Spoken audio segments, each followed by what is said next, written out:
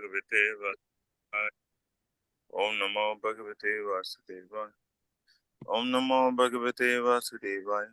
Om Ajnana Timirandasya Yanandana Salake Chakshur Militam Yena Tasmai Shri Gurave Namah. Shri Chaitanya Mano Pristam Stapitam Yena Bhutale Swayam Rupakadami Hum Tadati Swapatantikam Vandeham Sri Guru Sri Vitapatakalam Sri Gurum Vaisavamscha Sri Rupam Sagajatam Sagana Viganatam Vitam Tam Sajivam Sadvaitam Savadutam Prijana Saitam Krishna Chaitanya Devam Sri Radha Krishna Padam Sahagana Lalita Shri Vitamscha Hare Krishna Karna Sindhu Dinabandhu Jagapate Gopesha Kapaka Kanta Radhakanta Namosate Taptakanjana Gaurangi Radhe Vinna Vaneshwari Vishnu Manu Sate Devi Pranamami Priye Vancha Kalpatarusvasya Kipa Sindhu Vaivcha Patitanam Pavnevyo Vaishnavevyo Namo Namah Namo Om Vishnu Badaya Krishna Prishtaya Bhuto Srimate Bhaktivedanta Swamini Namane Namaste Saraswati Devi Gaurvani Prashani Navishesha Shunwari Prashata Deshatani Jai Shri Krishna Chaitanya Prabhu Nityananda Shri Advaita Gadadhar Shivasati Gaur Bhaktivinoda Hare Krishna Krishna Krishna Hare Hare Hare Rama Rama Rama Hare Hare Ribo. Vivo. Thank you so much, Prabhu.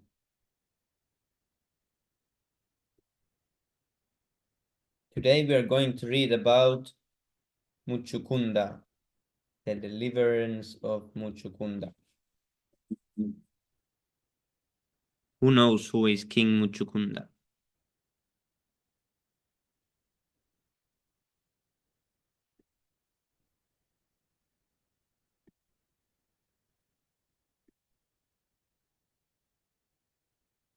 Oh, here he is.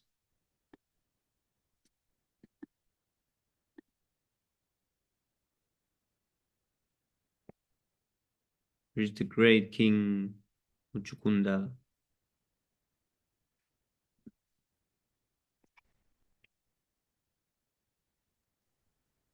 I never seen this pastime. What's this about? But Suprabhu has heard about this king. Oh, Jai. I think this story, something related to this, is also in the Ekadashi stories I've heard. Yeah, this is really nice story. So the last story ended by, oh, what was this? Oh yes, Kala Yavana. He went to the cave. Krishna ran to the cave. There was a cave of the hill, and Krishna ran there because Kala Yavana was coming after him. And then there was a sleeping man in the cave, and Kala Yavana thought that the man is Krishna, and he kicked the man. And the man woke up and immediately opened his eyes and began to look around, and then he saw Kala Yavana. And then instantly in angry mood, the rays of fire emanated from his eyes, and then Kala Yavana was burned into ashes. So this is what happened.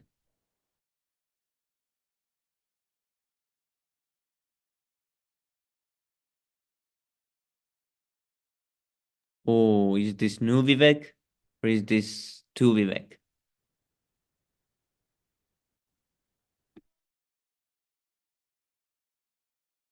It's Vivek squared. Yes, bro. And my charge is low, so I'm using my Okay, mobile yes, phone. bro.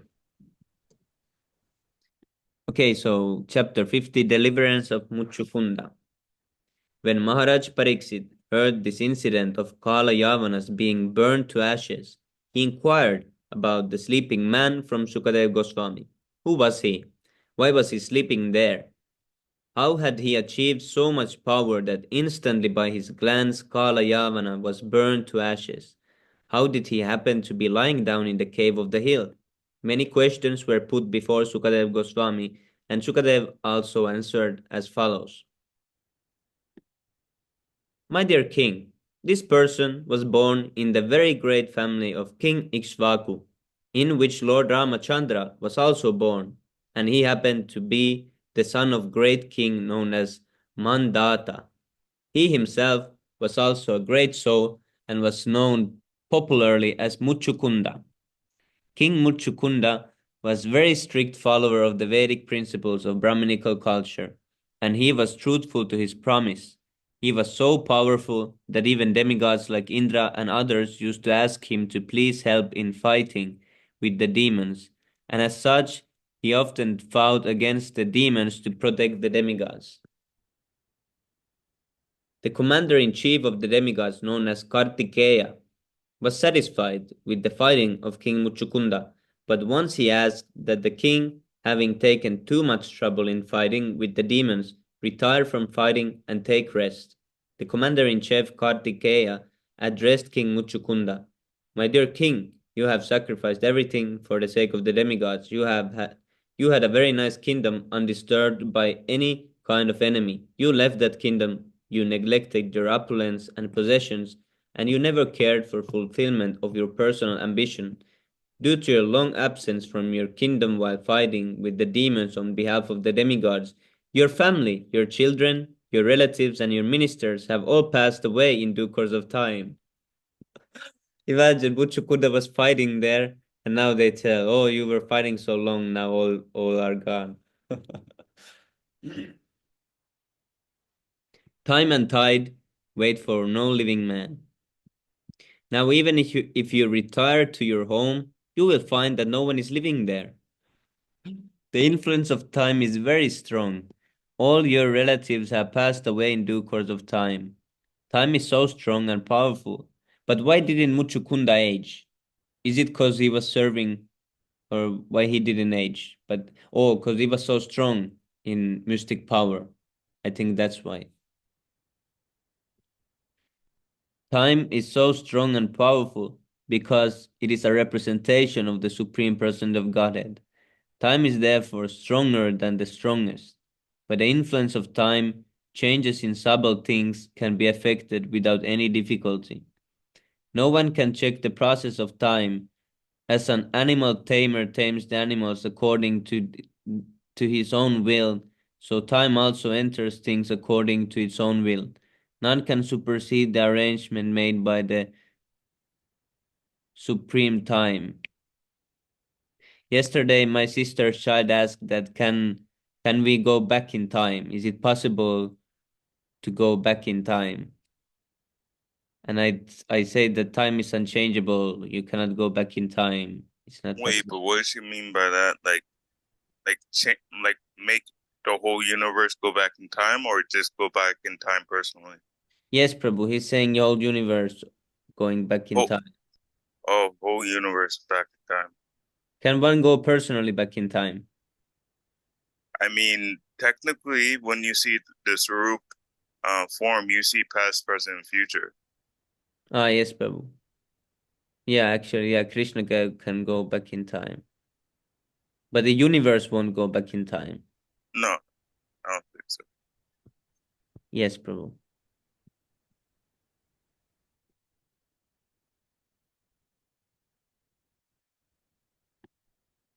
Thus addressing Muchukunda, the demigods requested him to ask for any kind of benediction he might be pleased with, accepting the benediction of liberation. Liberation could be awarded by any living entity except the Supreme Person of Godhead Vishnu. Therefore, another name of Lord Vishnu or Krishna is Mukunda, who can award liberation. King Muchukunda had not slept for many years, many years. He was engaged in the duty of fighting, and therefore he was very tired. So when the demigod offered benediction, Muchukunda simply thought of sleeping. He replied as follows: My dear Kartikeya, the best of the demigods, I want to sleep now, and I want from you the following benediction. Grant me the power to burn by my mere glance anyone to ashes who tries to disturb my sleeping and awakens me untimely. Please give me this benediction. The demigod agreed and also gave him the benediction that he would be able to take complete rest. Then King Muchukunda entered the cave of the mountain. Okay, Haribol, who wants to continue?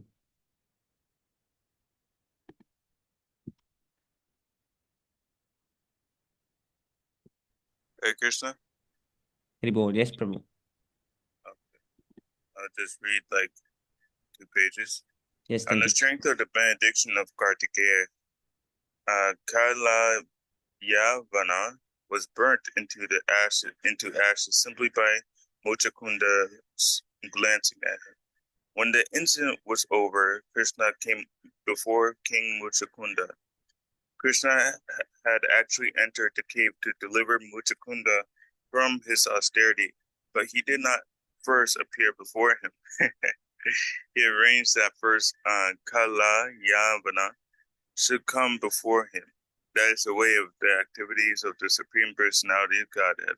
He does one thing in such a way that many other purposes are served.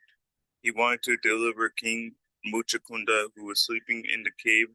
At the same time, he wanted to kill Kala Yavana, who had attacked Mathura city. By his action, he served all purposes.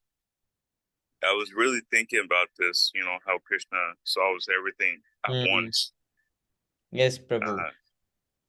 Wow. Yeah, this is where the saying is, because they say two birds that one stone. They say like this. So I But think now we're just doing multitasking and not doing anything. yes, Prabhu. The multitasking nonsense. Wow. When Lord Krishna appeared before Muchakunda, the king saw him dressed in yellow garments, his chest marked with the symbol Srivatsa, and his Kaushaba Muni hanging around his neck. Krishna appeared before him with 4 hands as Vishnumurti, with a garland called Vaijan, Vaijayanti hanging from his neck down to his knees. He was looking very lustrous. His face was very beautifully smiling, and he had jeweled earrings in both his ears. Krishna appeared more beautiful than a human can ever conceive.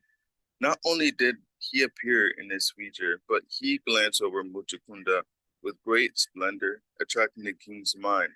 Although he was the supreme personality of Godhead, the oldest of all, he looked like a fresh young boy, and his movement was just like that of a free deer. He appeared extremely powerful. His excellence in power is so great that every human being should be afraid of him. When Muchakunda saw Krishna's magnificent features, he wondered about his identity, and with great humility he began to inquire from the Lord, "My dear Lord, I may inquire how it is that you happen to be in the cave of this mountain. Who are you? I can see that your feet are just like soft lotus flowers. How could you walk in the forest full of thorns and hedges? I simply, I'm simply surprised to see this. You're, you are not therefore the Supreme Personality, God, who is the most powerful amongst the powerful? Are you not original source of illumination and fire? Can I consider you one of the great demigods like the sun, the moon, or Indra, king of heaven? Or are you the predominating deity of any other planet? Mochakunda knew that every higher planetary system was has a predominating deity.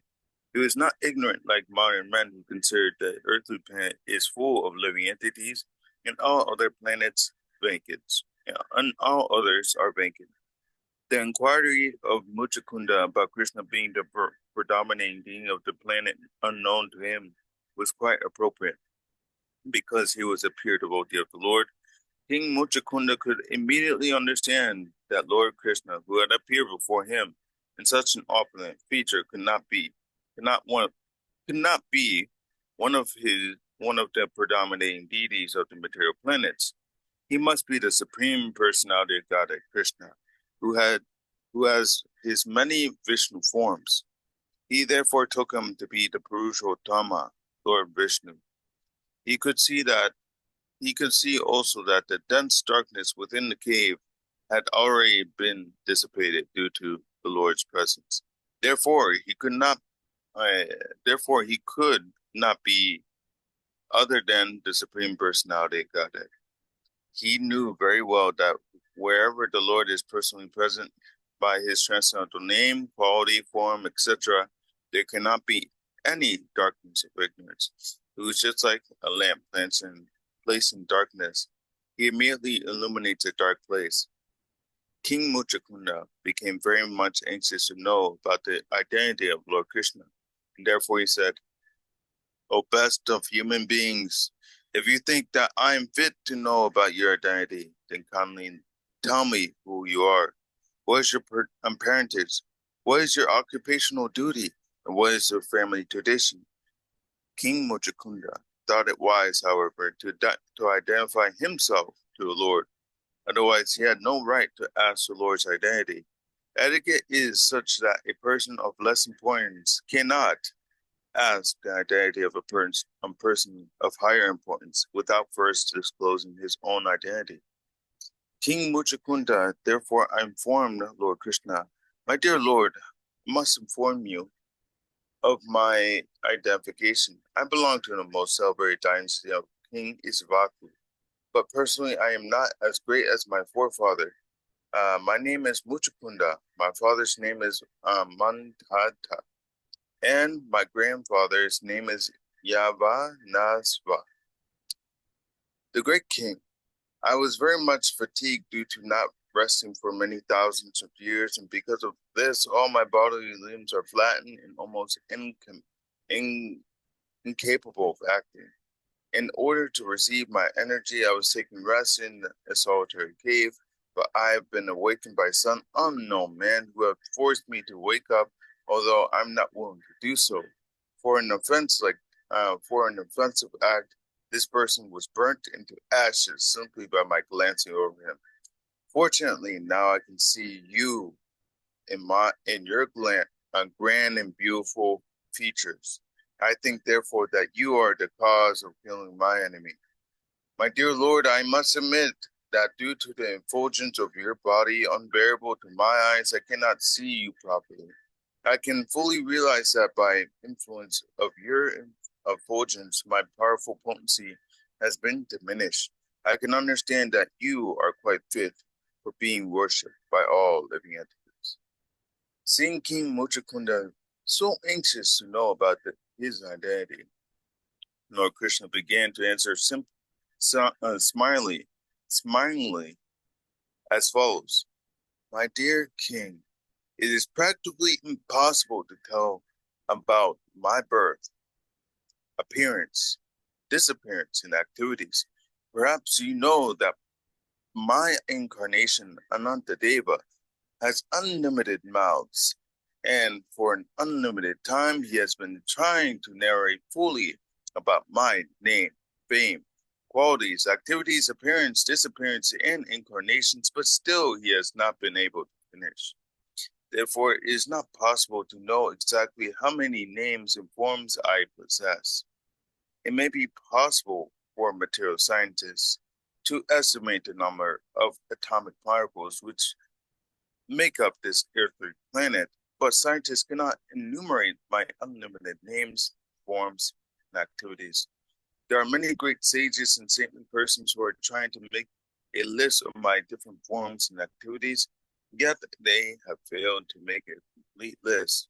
But since you are so anxious to know about me, I may inform you that presently I have appeared on this planet just to annihilate the demoniac principles of the people in general and to reestablish the religious principles enjoined in the Vedas. I've been invited to this, for this purpose by Brahma, the superintendent deity of this universe, and thus I have now appeared in the dynasty of Yadus, and as one of the family members. I have specifically taken my birth as soon as the son of Vasudeva in the Yadu dynasty, and people therefore know me as Vasudeva, the son of Vasudeva. You may know that I have killed Kamasa, who was in the previous life known as Kalanimi, as well as Kalambasura, and many other demons. They acted as my enemies and have been killed by me. The demons who, excuse me, the demons who was present before you also acted as my enemy, and you have very kindly burnt him into ashes by glancing over him. My dear King Muchakunda, you are my great devotee, and just to show you my cause's mercy, I have appeared in this form. I'm very much affectionately inclined towards my devotees, and in your previous life, before your present condition, you acted as my great devotee and prayed for my causeless mercy. I have therefore come to see you to fulfill your desire. Now you can see me in your heart's content. My dear king, now you can ask for me any benediction that you wish, and I'm prepared to fulfill your desire. It may be my eternal principle that anyone who comes under my shelter must have all the desire fulfilled by my grace. When Lord Krishna ordered Muchakunda to ask benediction from him, the king became very joyful, and he immediately remembered the prediction of Gargamuni, who had foretold long before that in the 20th millennium by Vaisvata Manu, Lord Krishna would appear on his planet. As soon as he remembered this prediction, he began to understand that the Supreme Person, Narayana, was present before him as Lord Krishna. He immediately fell down at his Lord's feet and began to pray as follows. My dear Lord, O Supreme Personality of Godhead, I can understand that all living entities on this planet are illusioned by your external energy and are enamored by illusory satisfaction for sense gratification. But being fully engaged in illusory activities, they are reluctant to worship your Lord's feet because they are unaware of the benefits of surrendering unto your Lord's feet. They are subjected to various miserable conditions of material existence. They are foolishly attracted to the so-called society, friendship, love, which simply produce different kinds of miserable conditions. Illusion by your external energy.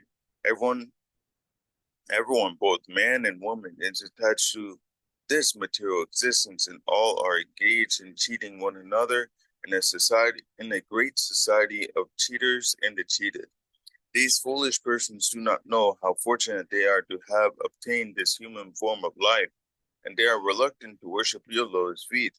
By the influence of your external energy, they are simply attached to the glare of material activities. They are attached to so-called society, friendship, and love like dumb animals that have fallen into a dark well.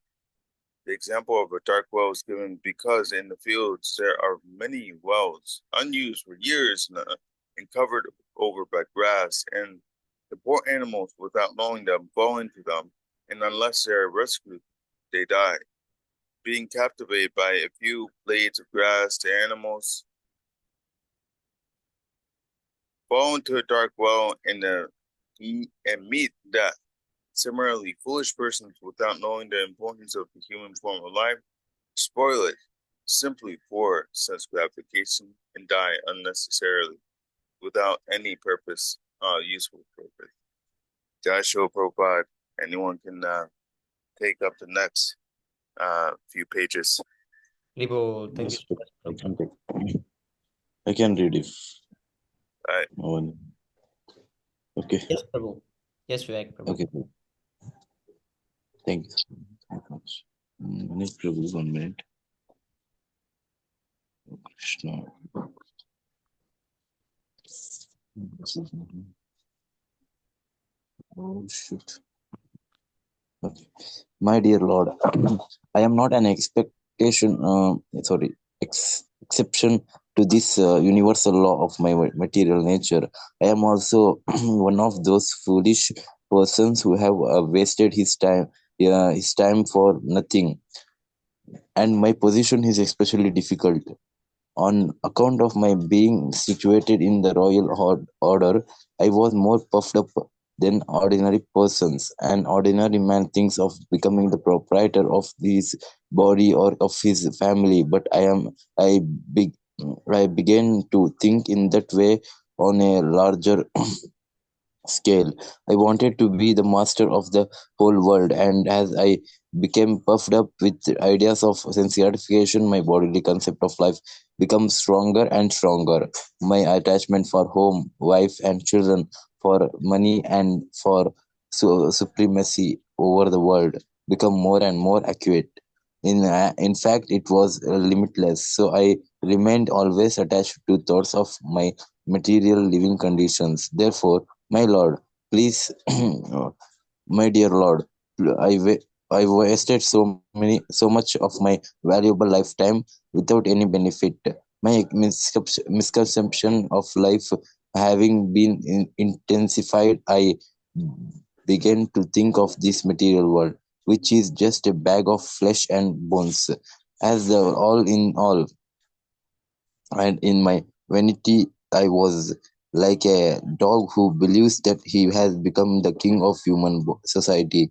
In this misconception of bodily life, I began to travel all over the world, accompanied by my military strength soldiers, charioteers, elephants, and horses, assisted by many commanders and puffed up by power. I could not trace out your leader, lordship, who is always sitting within my heart as the most intimate friend. I did not care for you, and this was the fault of my so-called exalted material condition. I think that, like me, all living creatures are careless about spiritual realization and are always full of anxieties, thinking what is to be done and what is next. But because we are strongly bound by material desires, we are continue to remain in craziness.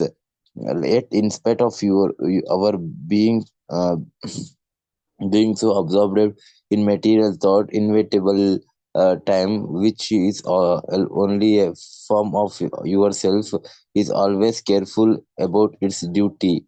And as soon as the allotted time is over, your lordship immediately ends all the activities of material dreams. As the time factor, you could end all our activities as the uh, hungry black snake swiftly swallows up a small rat without any legiancy. Legion.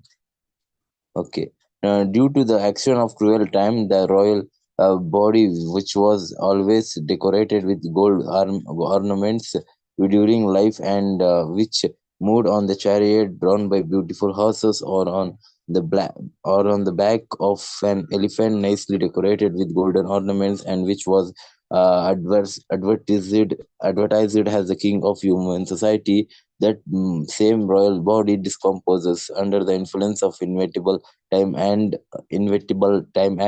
becomes fit for being eaten by worms and insects, or being turned into ashes or the stool on an of an animal.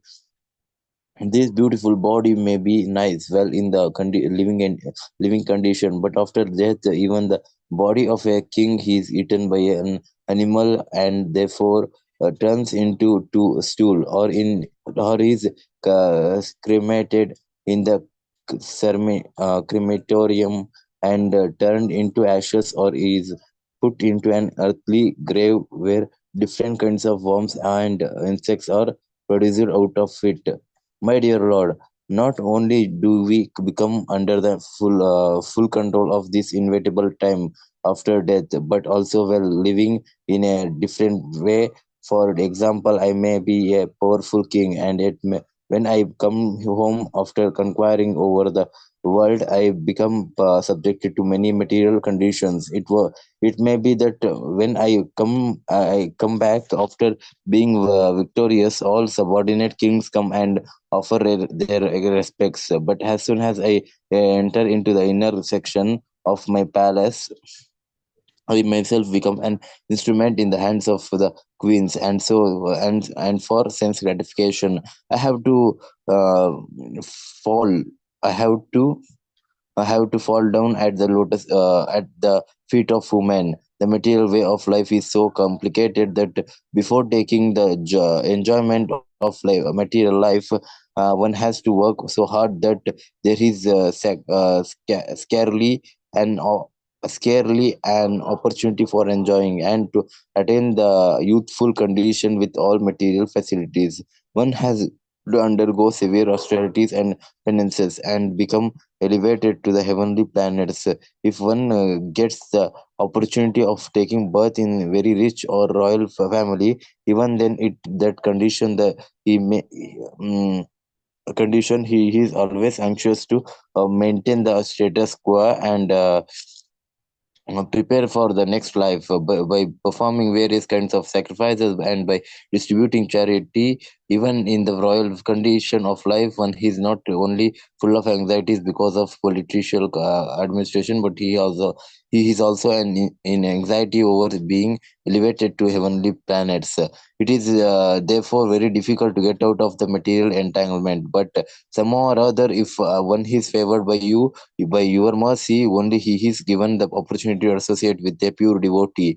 That is the beginning point of liberation from the entanglement of material conditional life. My dear Lord, only by the association of pure devotees is one entrapped by your Lordship, who is the a controller of both the material and spiritual existence. You are the supreme goal of all pure devotees, and by association with pure devotees, one can develop his dormant love for you. Therefore, development of Krishna consciousness in the association of pure devotees is the cause of liberation from this material entanglement. My dear Lord, you are so merciful that in spite of my being reluctant to associate with your great devotees, you have shown your extreme mercy upon me as a result of my slight contact with a pure devotee like Gargamuni. By your causeless mercy, only have I lost all my material opulences, my kingdom, and my family. I do not think that I could have gotten rid of all these entanglements without your causeless mercy.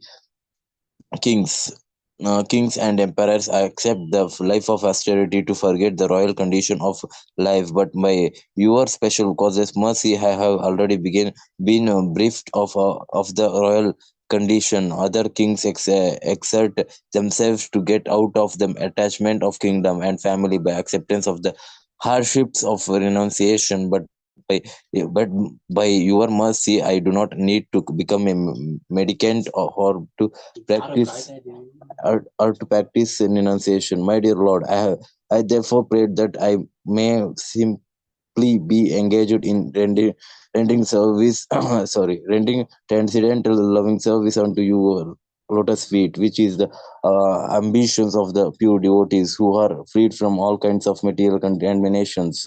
You are the supreme personality of Godhead, and you can offer me anything I want, including liberation. But who is such a foolish person that after pleasing you, he could ask from you something which might be the cause of entanglement in this material world? I do not think any sane man could ask such a benediction from you. I therefore surrender unto you because you are the supreme personality of Godhead. You are the super soul living in everyone's heart, and you are the impersonal Brahman effulgence. Moreover, you are also this material world, because this material world is only the manifestation of your external energy. Therefore, from any angle of vision, you are the supreme shelter for everyone, neither in the material plan or in the spiritual plan, must take shelter under you. your lotus feet. I therefore submit unto you, my Lord, for many births I have been suffering from the threefold miseries of this material existence, and I am now tired of it.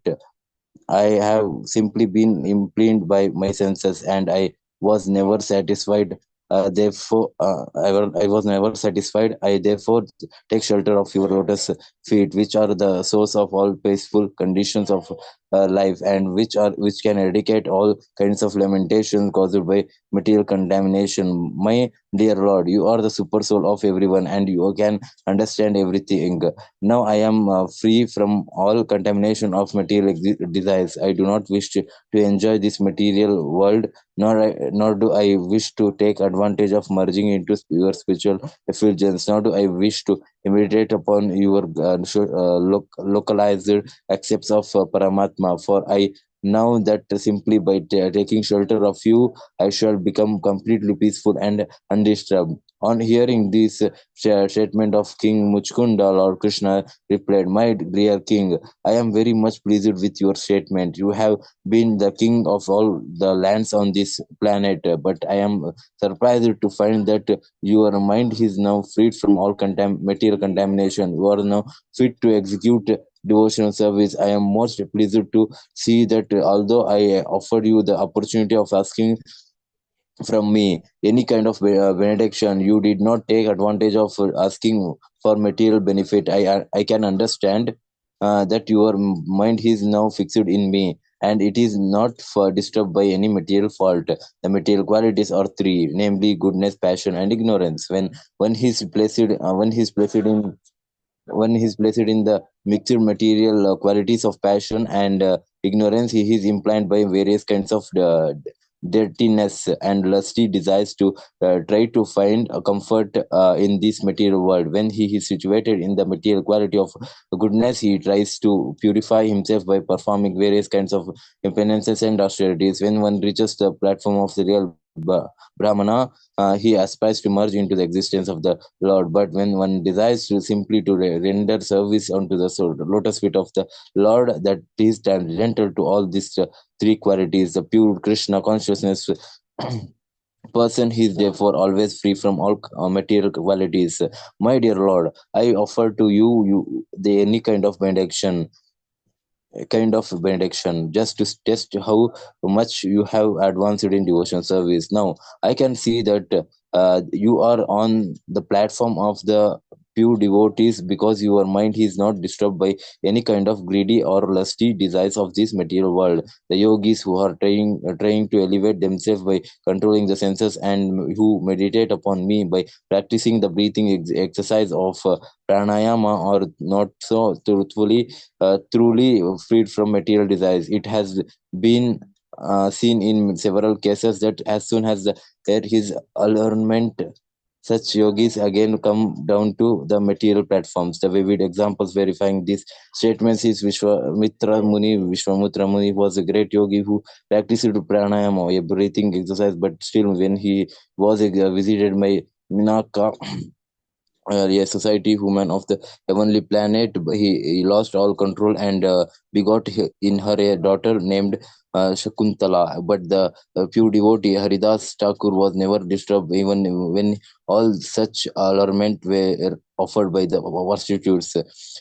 My dear Lord, Lord Krishna, my dear King, Lord Krishna continued, I therefore give you the special benediction that you will always think of me, those who will be able to traverse this material world freely without being contaminated by the qualities. Those who will able to traverse this material world freely without being contaminated with the qualities. The statement of the Lord confirms that a person in true Krishna consciousness engaged in transcendental loving service of the Lord under the direction of the spiritual master is never subjected to the contamination of material qualities. My dear king, the Lord said, because you are a Kshatriya, you have committed the offenses of slaughtering animals, both in the hunting and in the political engagement, to become purified. Just engage yourself in bhakti yoga practice, and always keep your mind observing me. Very soon you will be freed from all reactions to such sordid activities. In these statements, it appears that although the Kshatriya are allowed to kill animals in the hunting process, they are not free from the uh, contamination of contamination of other sinful reactions. Therefore, it mm, does not does not does not matter whether one is Kshatriya, Vaishya, or Brahmana. Everyone is recommended to take sannyasa at the end of life, to engage himself completely in the service of the Lord, and those become freed from all sinful reactions of his past life. The Lord then assured King Muchkunda, in your next life you will take your birth as a first class Vaishnava, the best of Brahmanas, and in that life your only business will be to engage yourself in my transcendental service. The Vaishnava is the first class Brahmana, because one who has not acquired the qualifications of a pure bona fide Brahmana cannot come to the cannot come to the platform of Vaishnava. When one becomes the platform of a when one beco- when one comes to the platform of a Vaishnava, he is completely engaged in welfare activities for all living entities. The highest welfare activity for living entities is the preaching of Krishna consciousness. It is stated here in that those who are specifically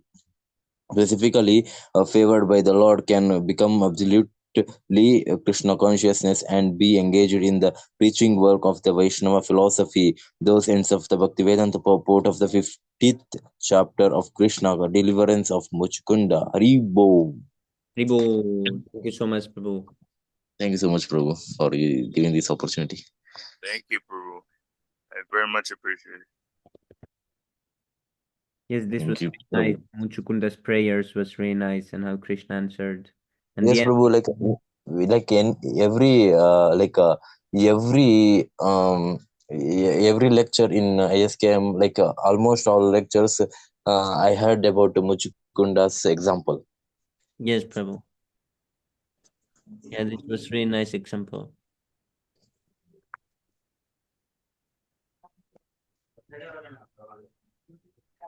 Tomorrow we read Krishna the Rancher, Haribo. चेतो दर्पणमार्जनं भवमहादवाग्निर्वापनं श्रेयः कैरवचन्द्रिकावितरणं विद्यावादो जीवनम् आनन्दं बुद्धिवर्धनं प्रतिपदं पूर्णामृतस्वादनं सर्वात्मा स्नपनं परं विजयते श्रीकृष्णसङ्कीर्तनम्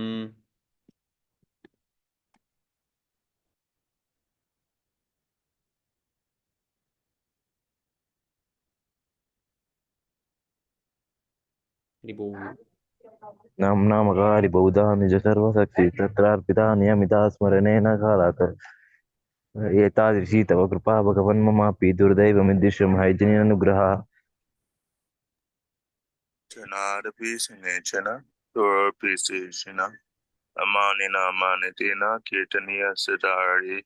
तदनं न जनं न सुन्दरीं कवितां वा जगदीशकामये मम जन्मनि जन्मनीश्वरे भवतद्भक्तिरहैतुकी त्वयि ऐनन्दतनुज किङ्करं पतितं मां विषमें भवाम्बुधौ कृपया तव पादपङ्कजस्थितधूलिसुरतं चिन्तय. Ayanam Galat Sudharya, Vatanam Katkarudagriya. Pulakan Nititamba Bogata Tavanamagre Pavishiti. दुगायितं निमेषेण चक्षुषा प्राविशायितं शून्यायितं जगत्सर्वं गोविन्दविरहेण मे श्लिष्यवापादरतं विनष्टु मां दुष्णानहरमाहतं करोतु यथा तथा वा विदधातु लम्पटो मत्प्राणनाथस्य. Ribul, glory to the Sri Krishna Sankirtan, which cleanses the heart of all the dust accumulated for years and extinguishes the fire of conditional life of repeated birth and death. This Sankirtan movement is the prime benediction for humanity at large because it spreads the rays of the benediction moon. It is the life of all transcendental knowledge. It increases the ocean of transcendental bliss, and it enables us to fully taste the nectar for which we are always anxious. O my Lord, your holy name alone can render all benedictions of living beings, and thus you have hundreds of millions of names of Krishna and Govinda. In these transcendental names, you invested all your transcendental energies. They're not even hard and fast rules to chant each name. O my Lord, out of your kindness, you enable us to easily approach by your home name. But I'm so unfortunate to have no attraction. One should chant the holy name of the Lord in humble state of mind, thinking oneself lower than the straw in the street. One should be more tolerant than a tree, devoid of all sense of false prestige, and should be ready to offer all respect to others. In such a state of mind, one can chant the holy name of the Lord constantly.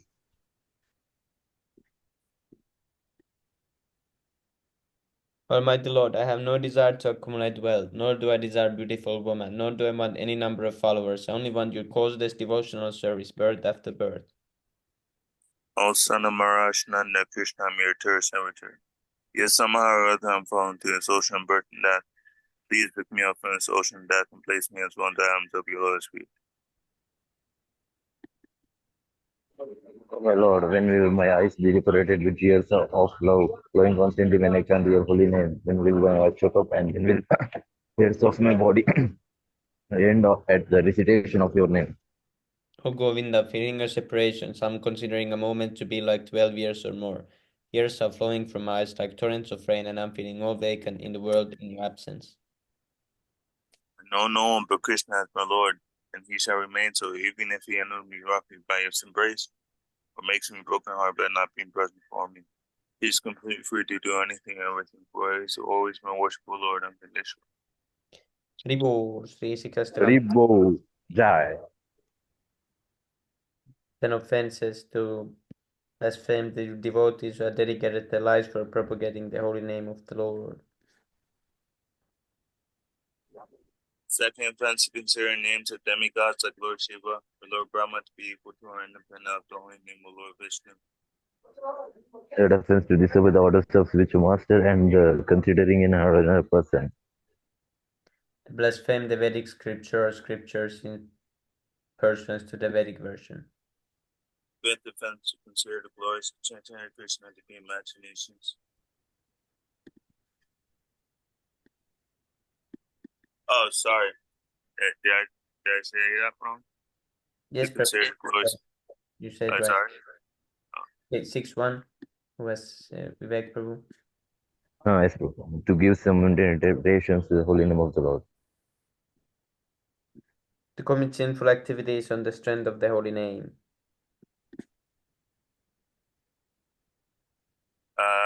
Was it 9?